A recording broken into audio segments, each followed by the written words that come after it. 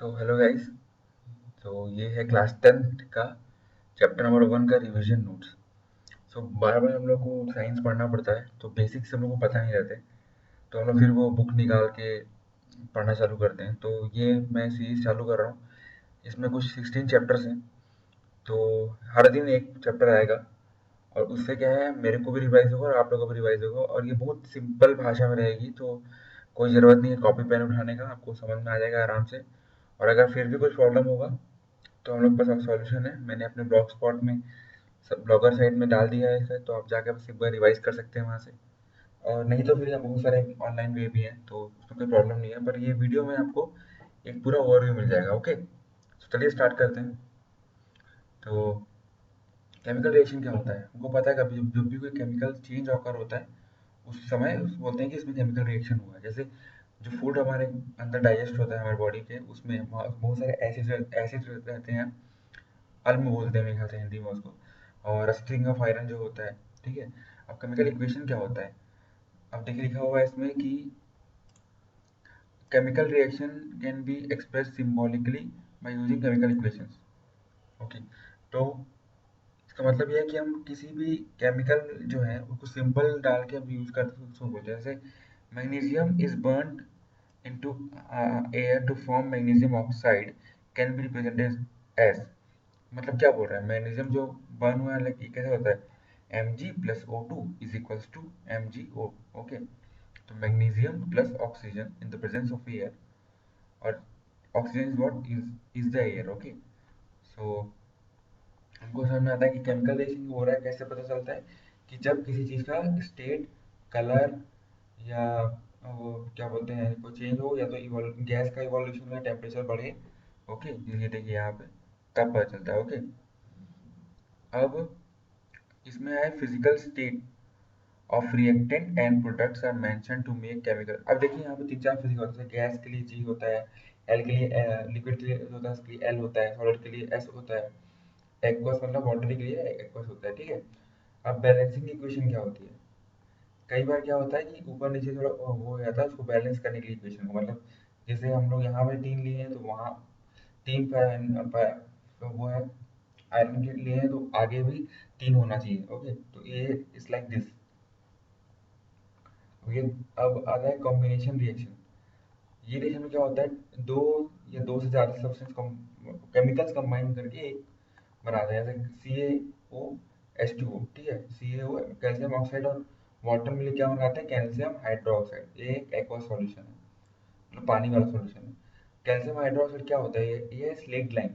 ये washing, white washing walls के लिए यूज होता है, मतलब घर पे जो पोताई होती है उसके लिए यूज होता है। क्या यूज होता है, स्लेट लाइम यूज होता है। इसका फॉर्मूला याद कर लीजिएगा, CaOH ट्वाइस, कई बार पूछा जाता है। ओके, ये फिर क्या करता है, ये आगे जाके जो स्लेट लाइम है मतलब कैल्शियम हाइड्रोक्साइड है, वो कार्बन डाइऑक्साइड से रिएक्ट करता है और ये फिर कैल्शियम कार्बोनेट देता है, ठीक है। अब बर्निंग ऑफ कोल क्या है, बर्निंग ऑफ कोल क्या होता है, जब कार्बन और को ऑक्सीजन में क्या, कार्बन सॉलिड फॉर्म में उसको एयर के समय जब उसको बर्न करेंगे तो कार्बन डाइऑक्साइड, हीट और लाइट निकलता है। फॉर्मेशन ऑफ वाटर पता है सबको। एक्सोथर्मिक रिएक्शन वो होते हैं जिसमें हीट रिलीज होता है। ओके, और जैसे मीथेन प्लस दो मॉलिक्यूल्स ऑफ एयर तो carbon dioxide plus 2H2O। Respiration भी एक्सोथर्मिक रिएक्शन है, तो ये याद करेगा।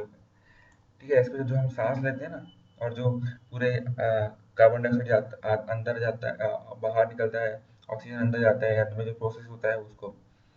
और decomposition of vegetable matter into compost, इससे भी हीट रिलीज होती है। इसको भी मतलब जो जो हमारा जो सब्जी वब्जी के जो नीचे जो प्रोसेस में जो कन्वर्ट होते हैं, डिकम्पोज होते हैं, उसको भी बोलते हैं। ओके, अब डिकम्पोजिशन रिएक्शन ये होता है कि एक सिंगल सब्सटेंस दूसरे छोटे छोटे भागों में बट गए। ओके, थर्मल डिकम्पोजिशन ये होता है जब कोई डिकम्पोजिशन रिएक्शन हम हीट के द्वारा किया जाता है, ठीक है।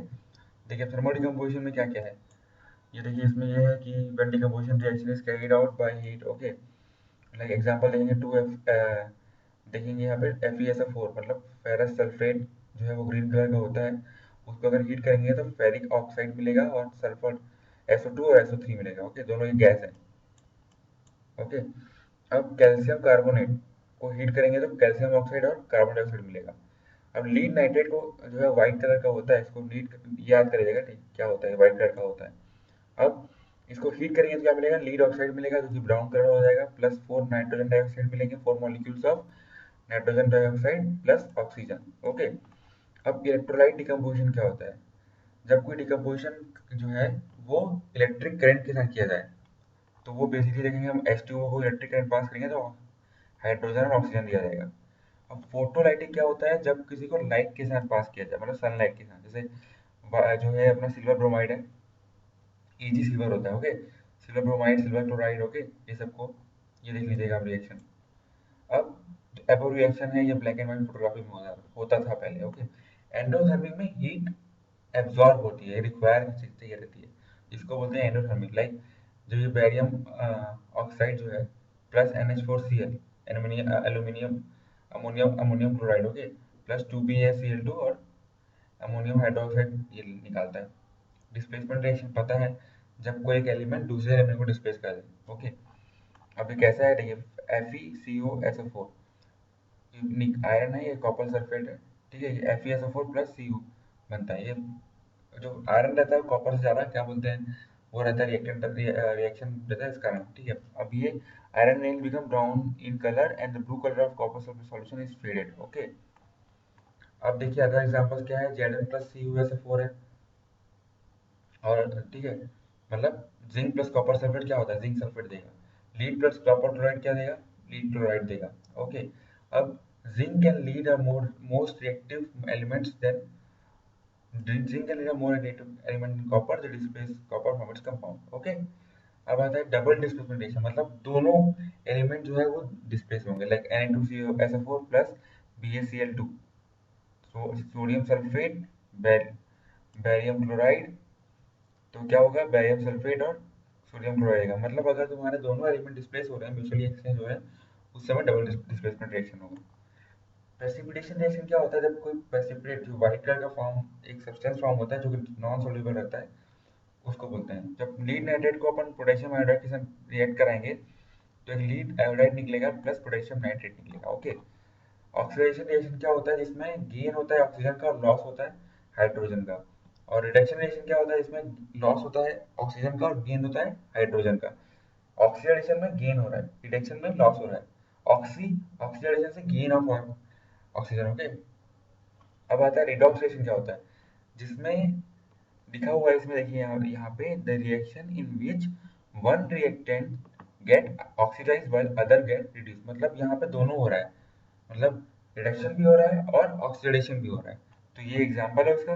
वैसे दो एग्जांपल और है, पहला है कॉपर ऑक्साइड प्लस H2, देखिए यहाँ पे कॉपर जो है वो रिड्यूस हो गए, यहाँ पे ऑक्सीजन रिड्यूस हुआ, यहाँ पे ऑक्सीजन गया, ठीक है। वैसे ये दो एग्जांपल है। अब कोरोजन क्या होता है, when a metal is attacked by substance around it such as moisture and acids, तो उसको कोरोजन बोलते हैं, ठीक है। लाइक ये दोनों तो आता ही होगा आपको।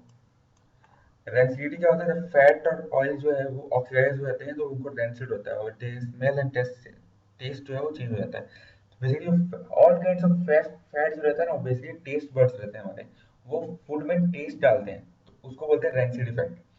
एंटीऑक्सीडेंट पता है आपको, फूड कंटेंट वो ऐड किया जाता है, food containing fats and oil, तो हमारे जल्दी से ऑक्सीडाइज हो जाएगा। ओके, अब आता है एक्सरसाइज। तो ये अब देखिए, अब सब तो कर लिए, अब सिंपल से ये चालू कर देते हैं। ये क्या है, what happens when milk is left at room temperature during summer.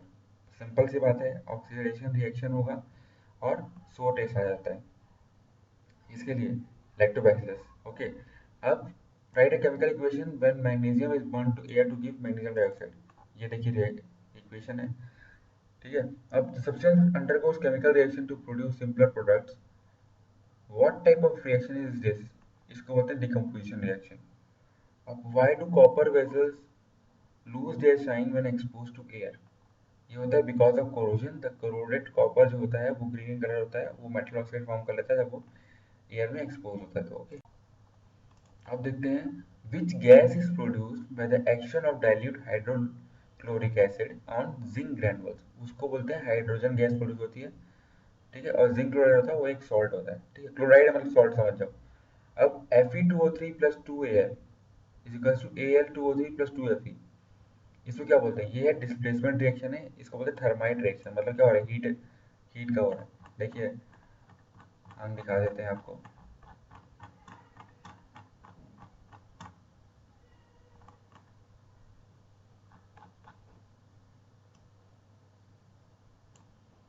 ठीक है, डिस्प्लेसमेंट रिएक्शन मेरे को लगा था डिकम्पोजिशन, ऐसा मैं कंफ्यूज हो गया था। Okay, so this is displacement reaction, thermite reaction ये होता है। ओके, थर्म, समझ गए आप? नहीं समझ में आया प्लीज कमेंट कीजिए, I will give you the clarification on that. And then name the type of reaction in which energy is absorbed, that is endothermic reaction. Okay, energy required होती है। अब why does the color of copper sulfate solution change when the iron nail is dropped in it? ये हम देख चुके हैं। Iron जो है मोर रिएक्टिव है कॉपर से, ये सॉल्यूशन लिखा हुआ है। जब जब आयरन डिप होता है तो वो डिस्प्लेस कर देता है कॉपर को सल्फर से, तो वो अपना फेरस सल्फेट बना लेता है। अब आयरन सल्फेट बना लेता है, तो ग्रीन ग्रीन कलर रहता है। ओके, अब give an example of decomposition reaction which proceeds by absorbing electric energy। तो क्या होता है, जो वाटर मॉलिक्यूल्स रहते हैं वो ऑक्सीजन और हाइड्रोजन फॉर्म करते हैं बाय इलेक्ट्रिकल एनर्जी, जब ऊपर देखे थे ना हम लोग। Okay, so this is it guys. Please subscribe the channel if you want more videos, and please do let me know अगर इसको आगे बढ़ाना है तो, because in 12 16 days just 16 videos around 10 minutes and your science will be completed। So at least basic knowledge हो जाएगा, फिर हम लोग आगे जाके सिंपल सिंपल चीज़ जो है वो देखनी पड़ेगी हमको। Okay, so thanks a lot, best of luck for your exams and keep up the study.